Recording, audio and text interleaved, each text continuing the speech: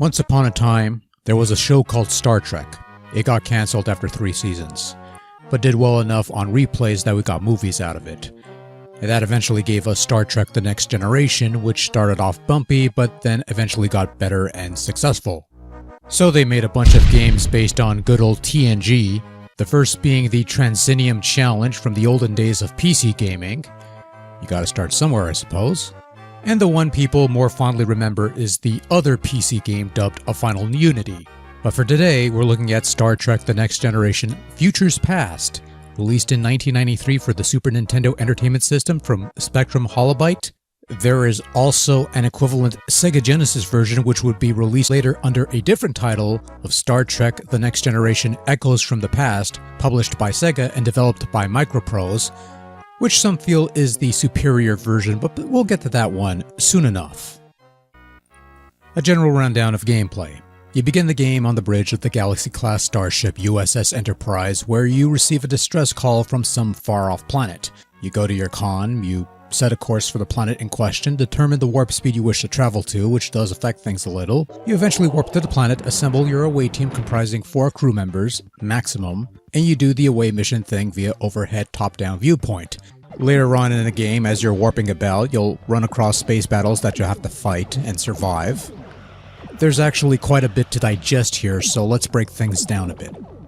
The main bridge itself has several stations. Aside from the con where you warp to different planets and such, you also have sensors that scan the planet, star, or whatever's in front of you, get some basic information. You also have a computer library where, in addition to a rather sizable amount of basic information regarding Star Trek lore, if you want to read up on that, you also have the password option where you can input a password you'll gain from the same screen to save your progress, you see. Engineering is strictly damage control for this game. Manage ship resources to repair your damaged systems, which does affect the ship in various ways, preventing you from transporting, your communications may be garbled, etc, etc. Briefing room is where you go to bring yourself up to speed on your current mission. And finally, you have the transporter room, where you could beam an away team to dozens of select planets and spacecraft that is pertinent to the game's plot, which makes this quadrant of space that has a whole bunch of planets for you to warp to seem much smaller, when most of them don't even have a suitable spot for your landing party to beam to. Not even the star bases, which exist and are supposed to be friendly places to restore your stuff, you can't beam onto those. That's always a good sign, isn't it? Assembling your away team and choosing the right members is somewhat key to success. The game gives you a pool of 16 officers to choose from. Your main cast, Captain Picard, Will Riker, Data, he's an android, Geordi LaForge, who's erroneously labeled as a lieutenant when in fact he should be a lieutenant commander at this point, but semantics and all, Dr. Beverly Crusher, Counselor Troy, Lieutenant Worf, and 12 random no-name ensigns, including one named after a former editor of EGM magazine. Each character has various traits, although some have unique abilities. Dr. Crusher can heal crew members a limited number of times. Both Geordi and Data can see in the dark, the former due to his visor, and the latter due to being an android, which also contributes to being able to function in areas deadly to most biological organisms, among other things. There's a level of priority with the crew as different consequences arise when they're downed during a mission. Well, let's touch on that.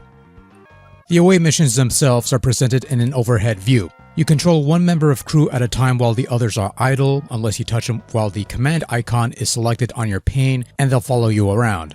The command icon is something exclusive to the main cast. The ensigns don't have this. The ensigns don't have much in the way of advantages, they're just bodies to fill on a team, and that's it really. Away missions have you solving some puzzles or accomplishing some task in order to resolve the current situation, and as you're doing this, there are hazards and obstacles and enemy forces that will cause harm to your team. Along the way, there are health and phaser pickups to restore your health and phaser power. Assuming you have a phaser, medical personnel usually have a medical tricorder that heals instead of a phaser weapon, and some ensigns only have a tricorder, which is useful for scanning things, but not much else. When a crew member is critically injured as a result of their health meter being drained due to various reasons, it usually depends on the crew member. If an ensign is struck down, you switch to another active crew member, and that ensign is gone for the rest of the game. They're not coming back. Like I said, they're just bodies to be sacrificed in situations where things are hectic. If a senior officer is struck down, the away team is immediately beamed back to the Enterprise, and the mission would have to be redone from scratch, but hey, at least the officer will be available for the next time. If 3 senior officers bite the dust, the Enterprise is recalled from duty and the game ends. The sole exception to this rule is Captain Picard. Anything happens to old Baldy, it's game over, his injuries too critical to overcome.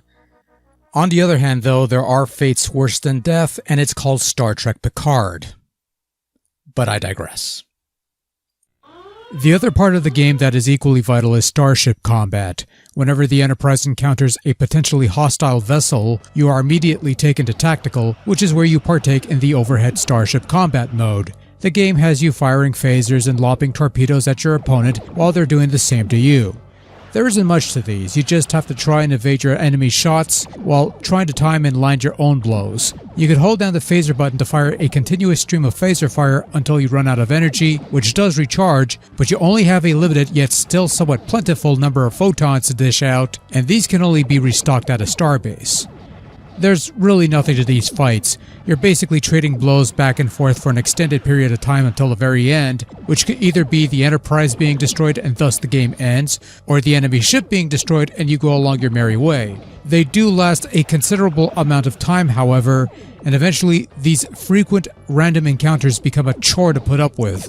Oh yes, these are random encounters that you have to put up with. Sometimes when an enemy is nearing their demise, they will signal their surrender, and you can either answer their hail in a show of good faith like a respectable starship captain would, or you could just finish cleaning their chronometers.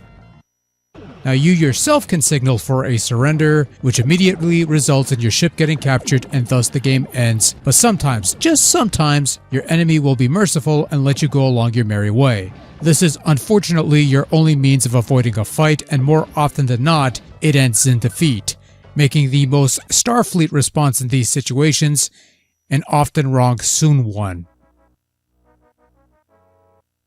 Nobody's going to get that.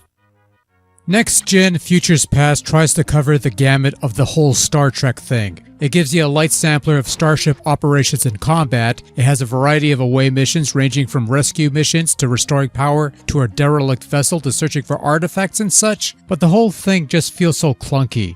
I like that you could pick out crew members for your away missions and you could switch control between different members of said team, which has its uses for the most part, but trying to manage this as well as your inventory ends up being somewhat cumbersome, and fumbling to switch items while you're being pelted with phaser fire is a scenario that'll happen one time too many. If you feel you're about to mess up, you can call for an emergency transport to beam back to the Enterprise, though the mission has to be redone from scratch if this is the case, and some of these missions have the unfortunate trait of dragging on for far longer than necessary.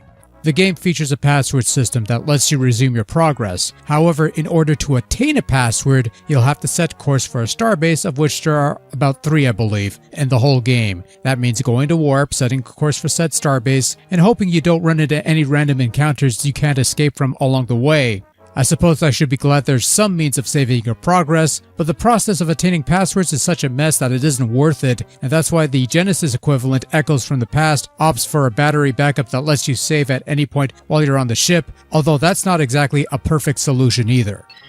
Futures Past does look the part at least. The rotating bridge gimmick in navigating the various options shows off the decently recreated bridge set, with the crew sitting or standing stoically with little reaction. The various computer displays for system settings, navigation, and tactical among other things does a fair recreation of the ship's LCARS computer system, albeit with a rather dull-looking font. The Genesis version's font isn't that much better either, but we'll get to that one of these days. As far as the away missions are concerned, it's a fairly adequate layout for what you're allowed to do in terms of surveying the action and keeping track of your crews and items. The characters look the part in sprite form, and the terrain you travel in are of typical 16-bit graphical fare, even if they are a bit dull looking at times.